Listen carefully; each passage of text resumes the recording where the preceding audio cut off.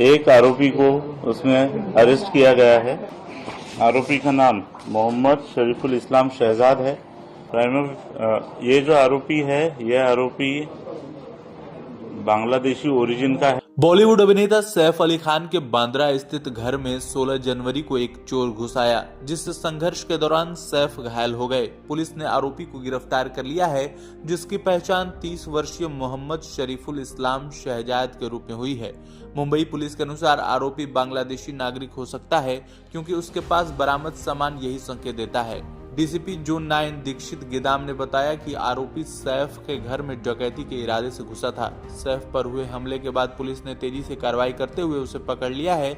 मामले की जांच जारी है और आरोपी के रिकॉर्ड खंगाले जा रहे हैं। And there are some seizures which indicate that he is a Bangladeshi national.